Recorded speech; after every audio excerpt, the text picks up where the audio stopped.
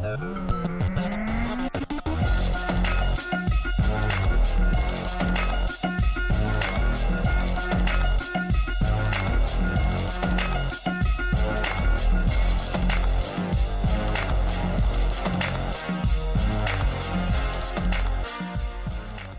again, everyone. Welcome to another edition of Hall County Sports Television. I'm your host, Gary Glenn. Well, it is summertime now, and the local summer camps well underway. Last week, it was the NFL Player Development Camp at East Hall and the famous Robert Sapp Baseball Camp going on at Hog Mountain Park over in the Flowery Branch area.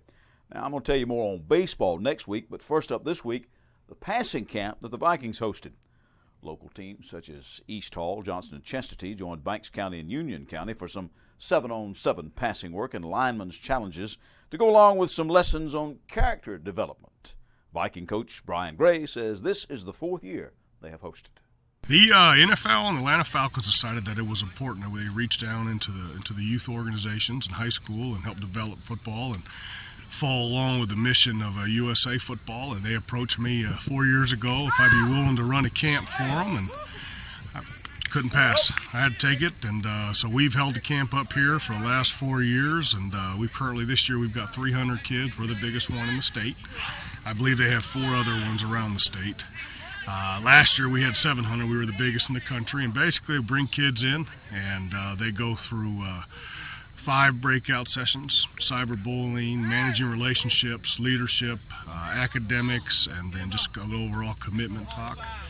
Representative from the Falcons come, and NFL really has put a major emphasis on developing football from a young age, and we're excited to have it. It sounds like you're talking a lot as much about character development, maybe even more about character development than football. That is really the focus. You know, it's early June. Competing is fine. You know, we all love to do 7-on-7 with each other, but the reality is that our kids need social intervention and discussions as much as they need football. And this day and age, you know, we need to cover everything, and we take great pride in that. We bring in schools that that follow the same commitment we do, and really are focused on developing the total athlete, and that's our goal, and we're excited to host it, and we look forward to many years of it. And our kids are having a great time today, and every kid on the team is getting, for all of our teams, is getting all the reps they can handle, and just a real positive event that the Falcons and NFL have put on. Well, tell me a little bit about East Hall this year. What are you seeing so far? I mean, I know it's, as you said, it's June and you got a long way to go, but what do you like about your team? What I like about our team is we have the largest numbers we've had. We're around 80-something, and so that's always exciting, and we've got a good mix of youth. We've got a tremendous young group we're really excited about developing, and then we've got a lot of older kids with a lot of leadership, and so we've got a real good mix. You know, if we could stay healthy and we could continue to improve, I think we've got a real good chance to be successful this year, and we're excited. Now, Johnson coach Jason Rockmore and his Knights get a lot out of it as well. You know, as coaches, we're very fortunate that we can come to some of these things early on in the summer. We get to evaluate our kids in live rep situation against an opposite color. The speed of the game is still there, so you kind of get to see that. The biggest things concept-wise, you're looking to refine your skills, but it also gives you a lot to bring back with you and continue to work on and progress schematically in what we're doing both offensively and defensively. Again, given the time of year, but looking at it, fill in this blank for me, because we're going to be pretty good this year. I think we're going to be pretty good in secondary. We're returning everybody back, so I feel pretty good about that. And then, you know, defensive line-wise, I think we're going to be a little undersized, but I think that if our kids continue to work, I think we're going to be better up front. So it's exciting. The other coaches have talked this camp is about as much, or maybe more so, about character than it is football. It really is, and that's how we started our day. We rotated our kids through 3 15-minute sessions, talking about leadership, talking about character, talking about just leaving a legacy and what you are off of the field, and just the importance of that. And it fits hand in hand with a lot of the programs that the head coaches run here. You know, we talk about direction, not intention, determines destination. Talk about atmosphere and purpose and winning every day. So all those things kind of go hand in hand. So it's a great camp, like I said, great opportunity. On the Chestatee front, former assistant Bill Foreman is now the new head man for the War Eagles. Tell me what you like about your team so far, Bill. I love our work ethic. I love the way our kids come to work every day. They don't mind working, and they're running around playing the game the way it's meant to be played. This kind of camp, though, it emphasizes, talking to Coach Gray, character development as much as football. Absolutely. Well, you learn a lot about your kids in the heat of the battle, and our kids, all these kids actually, out here in the elements, working the game and working the game of life as well. What specifically, although you like the work ethic, is there anything where you say we're going to be pretty good at this? I mean, based on the fact that it's 7-on-7 and early on. Yes, sir. Yes, sir. Well, there's no doubt we can see a lot by our kids' hearts. Where they come to work, where they answer the bell when adversity hits, do they respond, and the way that they're talking and working together, they're encouraging each other and celebrating together. Those are all things you can build a great team on. So nothing, say linemen or although they're over there doing something else, nothing skill people, but more of a team effort, teamwork. No doubt about it. Yes, sir. We want our kids to play as one, with one heartbeat, as one unit. And and I know everybody's looking for that this time of year, an opportunity to compete and learn and refine those things we need to. So when it's live bullets in the fall, we're ready to go. Now, one of the top players returning is East Hall quarterback Devin Watson, who is expecting to play both sides of the ball this fall, offense and defense. Now, the stats show that he threw for more than 2,400 yards as a junior, but the day I was there, he also had a couple of picks on defense, which he says he likes to play in these passing camps because at least he gets to run with the ball. But he's also getting in the reps on offense. How much fun is it still to get out here and just be able to get on the field with another team, guys that you're not in the same locker room with, just to compete for them? Shoot, it's always fun because it's around the county. We all boys, and it's my last year, so I got to make everything the fun. Yeah. And you probably know a lot of these guys, don't you? Yeah. Played with them and against them in all these little pee-wee leagues. Ever since I was about in third grade, especially Johnson. Everybody thinks of you as a quarterback, but it looks like you're having more fun when you make an interception like that. Which is more fun for you? Yeah, defense, because especially passing leagues, because I don't get to run. But in game, it's offense. Okay. How do you feel about your team so far? How have you all played? We've been good. They're learning real fast. We had to do a lot of installing during the spring, so it picked up really fast. What do you get out of camps like this overall? Well, it helps me with my reads. It helps me with seeing what we got, seeing what kind of weapons I got, and really just getting everybody in tune, because when the fall comes, I want to have everybody on roll. Fill in the blank for me, Devin. We're going to be pretty good this year at what? Running the ball. And we need some work on...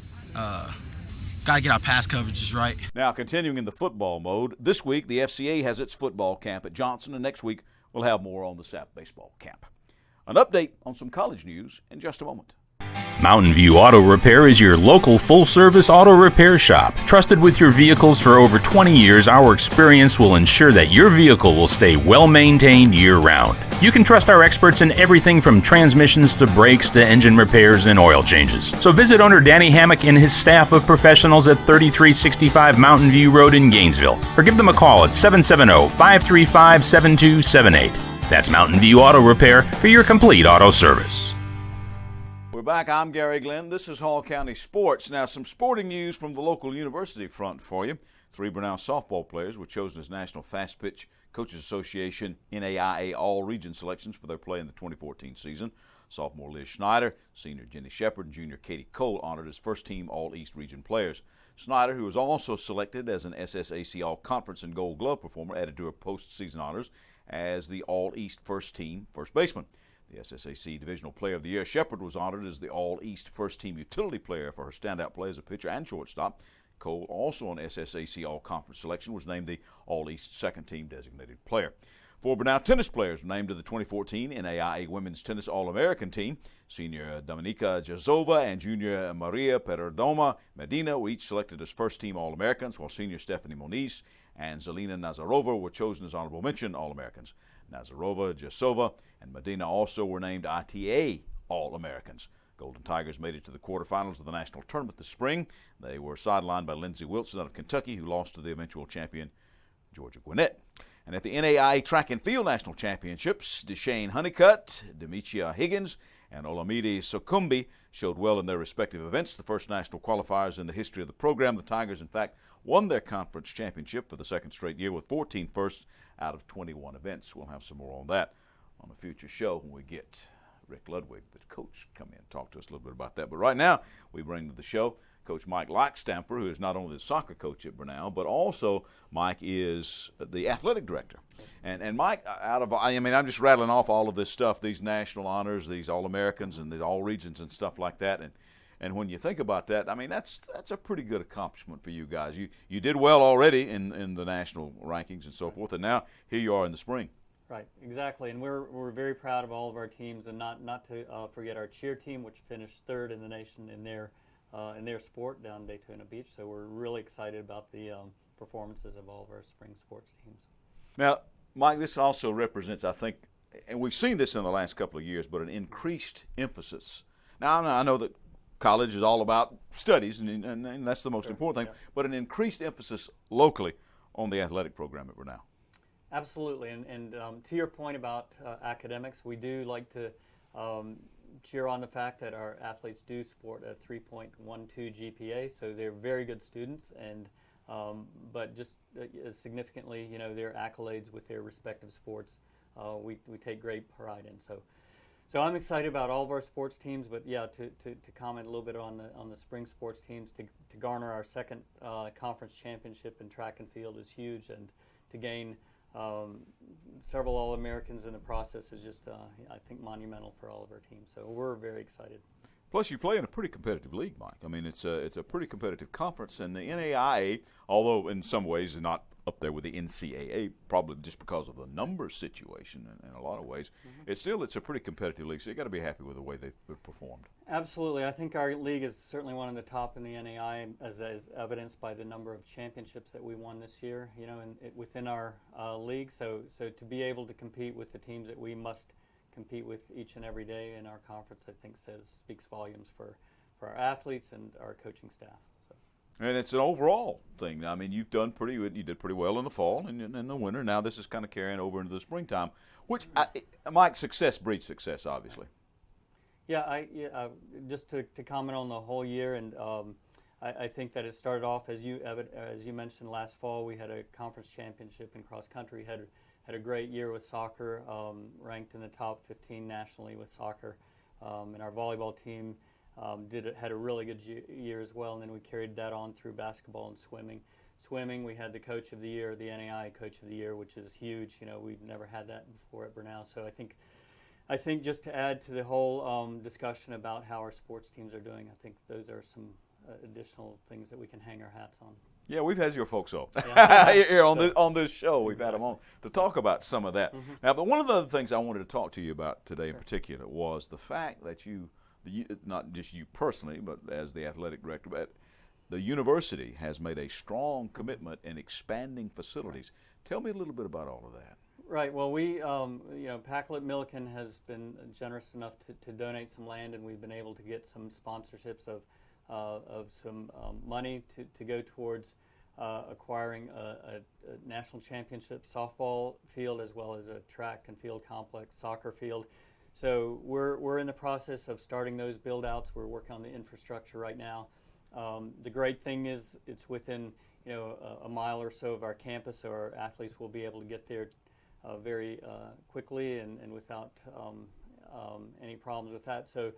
But also our fans will be able to provide opportunities for fans to come and to watch, and it'll just be a much nicer opportunity for all of us, I think, in terms of growing our athletics program. To have a place to call your own, not at somebody else's stuff, although the facilities around here have been fine. Excellent. But just to have a place to call, and that's got to increase not only your national profile, but maybe a little bit of recruiting and that kind of thing too. So look at what we got. This is brand new, first class, and all that sort of stuff. Exactly. Yeah, we're really excited about it. As you just mentioned, the fact that we've been able to have space from the city and Hall County, to have access to that has been huge. But to call this place our own and to be able to recruit to that, I think, is just going to add to the ability of our coaches to bring in top-level athletes, and we're very appreciative to all of those that have helped make this happen. So.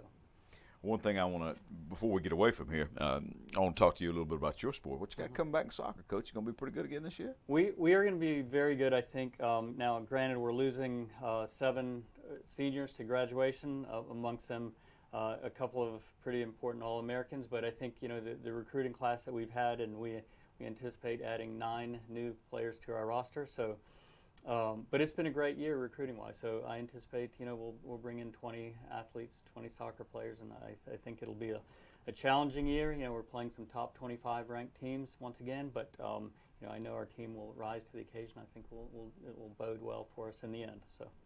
And I want to tell everybody you've announced the signing of Jasmine Conkin, a standout at Bob Jones High School in Madison, Alabama, to the soccer program. So that again goes along with what we just talked about.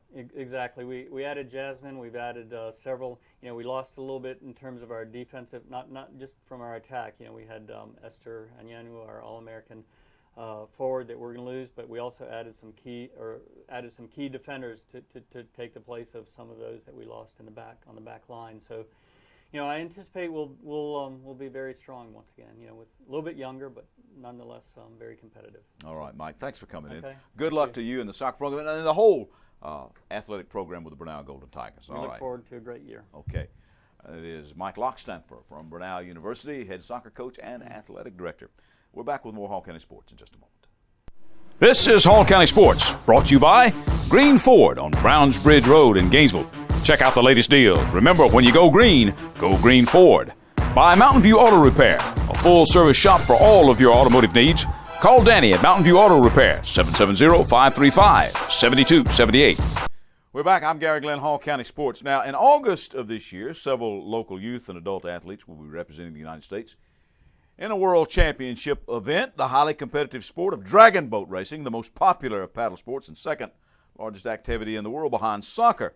11 people from the North Georgia area qualified and have accepted their selection to the United States National Dragon Boat Team. More than 10% of Team USA comes from Northern Georgia, the junior, senior, and master divisions, all the way from 15 to 53, and several folks from Gainesville, Anastasia Hack, Anna Crawford, Chris Miller, Jim Odell, and Macy Dwyer. And Jim Odell joins us now here on the show. Hall County Sports welcomes Jim, who's been with us before talking about dragon boat racing and that kind of thing. Jim, first of all, congratulations on making the team as that, and Coach Jim, so you're into that as well. And this is there was a recent fundraiser. First of all, I want to talk a little bit about that, which benefited the LCKC and the Special Olympics. And tell me a little bit about that. Now, it helped raise some money for the local canoe and kayak club, and also for the Special Olympics. That had to be kind of neat. It was, Gary. Thank you. Yes, the Hall County Special Olympics programs. They have a kayak team, and they train out at the venue once, sometimes twice a week for their state championships. And when we started thinking about doing a community-based dragon boat race, what better nonprofit to help do this for than the Special Olympics program? So we talked with Scott Crane, who's the coordinator of I think he's called the parent coordinator for the Hall County Special Olympics sports programs. We talked with him, decided let's do this at a community-based level to bring in companies and maybe local organizations to put together teams and challenge each other. So we actually had companies challenge other companies, and that's how this thing grew. And Hall County Special Olympics programs received quite a nice payday, over $2,000 that they raised. Wow, So really? It was very good. So who came out on top? Do you remember the results? Yeah, the top corporate team was the Wrigley Company. Oh. And they did very, very well. They had some of the pictures that you may or may not have seen. We had a boat that turned from a dragon boat into what we call Lanny, our Nessie, if you would. Uh-huh. Kind of a heavy boat, you know, so we had to take a couple people out of the boat. They did that on their own. Then they were the fastest of the 20-seat boats all day long. We did a little demonstration paddle with our 10-seat. We actually had 8 people in it most of the day from Dragon Boat USA, those of us that made the national team. And yeah, we were the fastest boat all day long in all the distances. Okay. So it was kind of neat to go against these 20-seat boats. And the Wrigley boat was a pretty fast boat. It was a contender boat, as were several other teams. So it's kind of a neat test for our athletes with Dragon Boat USA, as well as these corporate teams, to see how they stack up against some guys that kind of take this to a different level. Jim, I also want to ask you a little bit about how you actually got started in the sport of dragon boat racing. I would imagine that it had something to do with the Olympics back in 1996. The Lanier Canoe and Kayak Club, of course, an outgrowth of all of that. So tell me a little bit about that. Well, sure. Thanks, Gary. My daughter and I were on the finish line of the finals for canoe kayak. And she kind of hung on to that and joined the middle school program back in, I think, 1999 out there at the venue. Dragon Boat was an outgrowth of that. They started bringing the Hong Kong Atlanta Dragon Boat Festival to Lake Lanier after a couple of years at Stone Mountain, and it has remained here at Lanier Canoe and Kayak Club.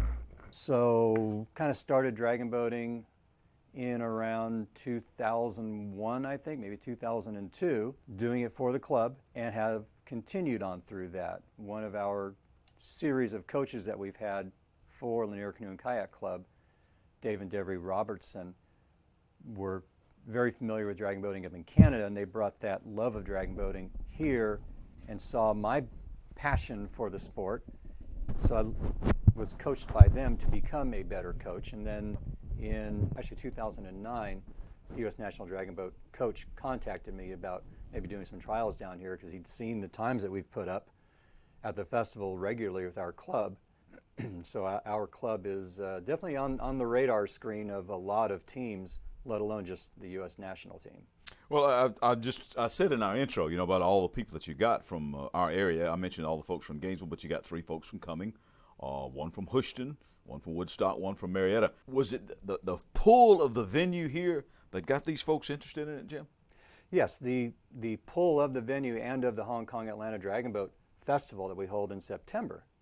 So those folks from Cumming, there's actually some LCKC athletes that drive from Cumming every single day to practice. So we pulled in a lot of festival team paddlers that really want to take it to the next level when we had our trials out here in February. And a lot of them did very, very well. Obviously, there were a few that rose to a different level. And it's got to be gratifying, though, to have all of this work pay off and get a berth on a world championship team. That's kind of cool. It is, thank you. Yeah, it's like I've told people before in 2010 when I was a part of the national team and we went to Hungary, even though it wasn't a gold medal, our first time on the podium, seeing our flag raise, you're on there on the podium wearing the colors of the United States of America, and I think our flag was going up for a bronze medal position for that very first race that we actually medaled in. Definitely brought tears to my eyes. And so the group of athletes that we have from across the U.S. this time is far and away better than what we had in 2010. Coach Mike from Philadelphia has just gone overboard with visiting venues throughout the United States. We have approximately 90 athletes throughout the United States, and every single one of these athletes are going to bring our national program to a different level. Wow. So it's not enough to show up now. You've shown up now. Now it's enough to try to get the silver and gold kind of stuff, right? Yeah, in 2010, I was blessed to bring home 3 bronze and 3 silver. And Team USA has been on the cusp of gold, even in World Championships in 2012. This time we're considered one of the favorites. And it's kind of fun because a couple of the other national coaches have been calling Coach Mike Blendetto and talking a little smack already. So it's kind of fun. They know we are a team to watch out for. Well, and I guess the thing that makes a good dragon boat racer is the thing that makes any good athlete: strength and speed and quickness and all of those things, right? And endurance and training. Yes, all of those things combined, absolutely. And speed, this is a little different for us this year. People that watch videos of world championships in dragon boat racing, you see 2 very distinct styles. You see very strong, slower stroke rate, maybe about a 70 stroke rate with some of the Hungarians, the Russians, some of the bigger boned people. And we have typically done that as well. However, since 2010, nobody's been able to touch Team USA off the line. Our start is the fastest by far of anybody else. We've had a tough time hanging on to that. So we've changed up some of our technique a little bit. We're not bearing our blade all the way in the water, which allows quicker turnover in the water. So now our stroke rate throughout the body of the race has gone from maybe about 74, 75 to 85 to even touching 90. So 90 strokes per minute in, say, a 2,000-meter event. Wow. That's pushing it. Yeah, that, and people have no idea how hard that is until they would try something like that. Now, by the time this show airs, you will have had your meet and greet on that Sunday to help raise funds, because we need to tell folks that this is a fully volunteer sport. Nobody gets paid. and you have to raise your own money, even to go to something as prestigious as a world championship. So if folks would like to contribute or get in touch with you, what's the best way, Jim? A couple of ways. I've got an email address, of course, jim.odell, O-D-E-L-L, @lckc.org. That's probably the easiest and best way to get in touch with me to help support all these young and older athletes representing the United States. All right. Jim Odell, thank you for coming in, brother. Be in touch and let us know how things go, and certainly we'll follow you through the World Championships. You got it. Thank you, All Gary. right. That's Jim Odell from Dragon Boat Racing here locally. We're back with more Hall County Sports in just a moment.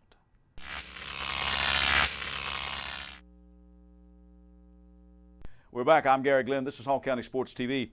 Local fitness trainer Greg Cochran, 4 years ago, set the world record for flipping a 555-pound tire 203 times in an hour. Recently at Buffalo Wild Wings, he tried to break his own mark, but this time, well, the June heat and humidity took its toll, and he fell 50 flips shy of breaking the record. I had a chance to catch up with him in the ambulance as he recovered. I set the world record back in 2010. In November, it was 63 degrees. Today, I think we're getting close to 80, 82. So it was definitely a rude awakening for me today. Well, what happened? Just the heat just get to you? I think it did. Yeah, I keep pretty detailed notes before every event. Like I say, I look back over 2010, which was November, 63 degrees, ideal conditions, a little breeze, overcast, and I did 203 times in an hour back then. It's 4 years ago.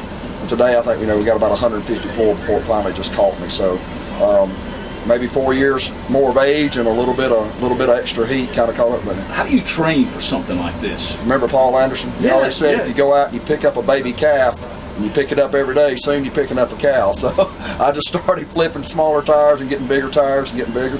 And I've flipped heavier tires before. This is just for an hour-long event. This seemed like a pretty good sized tire, and it was.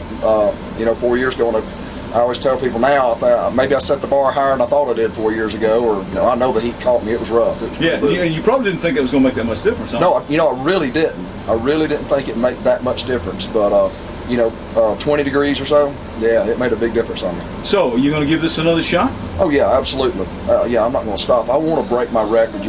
I didn't think there's been a couple people who attempt my record and have fallen short, and of course today I fell short breaking my own. But I'm going to do it again. That event was to help raise money for fitness equipment for Hall County firefighters and EMTs. Well, this was a bit of a surprise. Former West Hall tight end Hunter Atkinson had been recruited hard by Cincinnati. And then at the 11th hour, there was an offer from the University of Georgia to be a football bulldog. At the time, Atkinson jumped on that, but now he has changed his mind and will leave Georgia to pursue other career options. It was a good trip for a couple of local baseball players who just wrapped up their senior seasons. Andrew Smith out of North Hall and Sims Griffith from Gainesville got a chance to play for Team Georgia in the famous Heartland Classic out in Oklahoma. The Times newspaper notes that the boys have known each other since they were 5 in YMCA ball, and both had tremendous senior seasons as they put up a lot of good stats. Now, Team Georgia at that tournament did have a win over eventual second-place Texas. Team Maryland won that tournament. Speaking of baseball, the Times Area Baseball Player of the Year was Major League draftee Michael Geddes of Gainesville. West Hall's Dustin Rinspis, who led the Spartan turnaround, was the paper's Baseball Coach of the Year. The paper's male and female track athletes of the year were folks we featured here on HCSTV. Gainesville's Colton Quinones, state 5A discus champion, got the boys' nod.